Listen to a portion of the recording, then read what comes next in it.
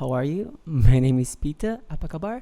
And welcome to my YouTube channel. So in this YouTube channel, I'll be talking about plants, duh. And I hope you guys are doing okay during this lockdown. Stay safe, stay home, and let's get on with it. So in today's video, my first ever video, I'll be talking about 5 tips for indoor plants for beginners from a beginner myself. So preface, I've been doing this for like 1.5 years now, 2 years I think, and these are not gospel. Please tweak it according to your plant's needs and your own capacity to take care of them. Okay, so stick to the end of the video for my favorite plant of the week and a little bit of insight on how I've been taking care of that plant. And if you're new here, just like me, like and subscribe down below and leave me a comment if you like today's video. So number 1, get to know your space. Get plants suited for the space, not space for your plants. Yeah, don't make space for your plants.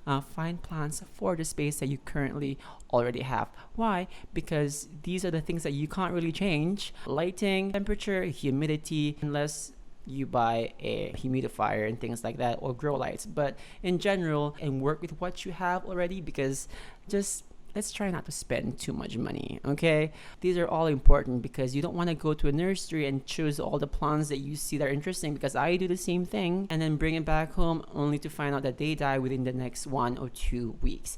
We don't want that to happen, and I don't want it to happen to you as well. So just make sure you get to know your space first. Second, start off with a plant from the same family. It's a lot easier because plants from the same family usually require the same care techniques and methods. Like for example, this 𝔯𝔢𝔰𝔠𝔢 that I have right here, or the Swiss cheese plant, they belong to the same family as the 𝔯𝔢𝔰𝔰𝔱. So those plants generally have the same care techniques that will be a lot easier for you to like get a hang of how to take care of them. The reason why I suggest this is because sometimes if you buy plants from a variety of different families, their caring methods are different from one another, and you might just get a lot more anxious and confused and end up killing the plants that you have. So we don't want it to happen again. So third, get tools. And by tools, what I mean is like this, for example, a moisture meter. I got this cheap online for like 20 ringgit.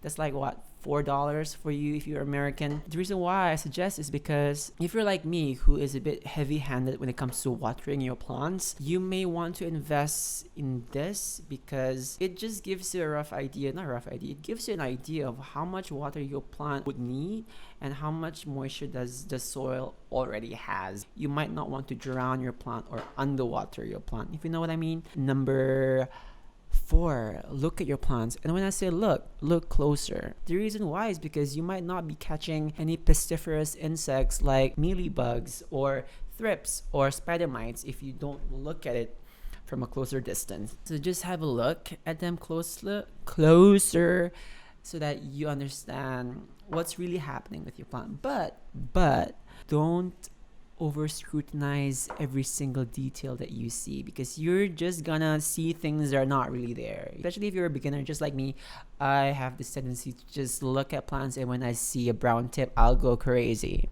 Okay, I'll go crazy with the watering, I'll go crazy with fertilizer, and I end up killing the plant a lot faster. So just try not to over scrutinize and overthink the plant care. They are fine. Okay, they're fine.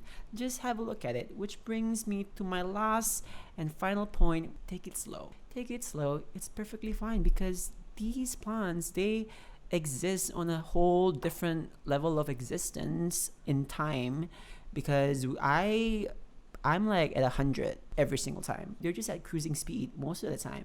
They're fine. They're okay. Just give it its own pace to grow.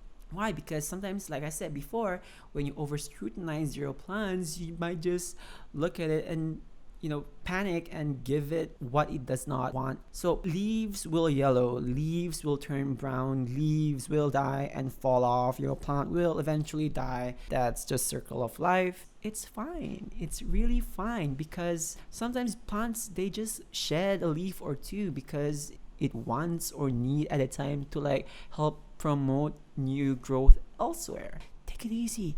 It's perfectly fine. I've met a lot of interesting new people on my plant Instagram, which I'll link down below, who have been sharing their tips and techniques when it comes to plant care. Seeing a lot of different plants that I've been always intimidated to take, but seeing how they flourish in my friends' Instagram, they give you the tip that they have and just helps you. They're the least toxic community that I've seen so far on YouTube. Because why? Who do we have to have tea about? She has tea? No, she doesn't. She doesn't speak to you. Well, she does communicate, but she doesn't spill any tea. Look at this, my bird of paradise. She's gorgeous as she is. She doesn't have to like do anything.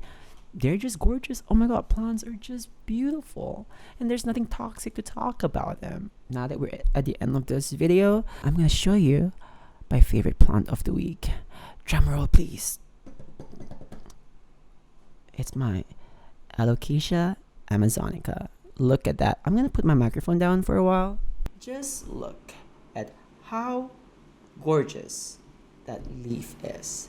It's plasticky, leathery almost, and this gorgeous deep green. Do you see that? And it has this interesting veining. Do you see that? Do you see that interesting veining? And the color of the underside is like this nice burgundy-ish purple, which is a lot interesting because I don't have a lot of plants that has a purple tint to their leaves. It's very distinct. It contrasts with the rest of the green with, you know, this lighter shade of green in the middle. The edges are more sharper. I don't know what's the word. English is not my first language. I speak Malay. Hi, apa kabar? I've repotted this in this plastic pot. It came in a nursery pot with sphagnum moss in it. And the reason why I changed is because I noticed that the sphagnum moss just retains too much moisture. So I took it out of this nursery pot and I've added a bit of aeration, like orchid bark, perlite, and all that good thing, and to just avoid it from being constantly soaked in water. So yeah, that's my favorite plant of the week. Let me know what you guys think of this video. If you guys enjoyed this video, comment down below, give this video a like, and subscribe if you haven't, and check out my Instagram as well. I'll be linking everything down in the description below. And until next time, see you guys again. Mwah.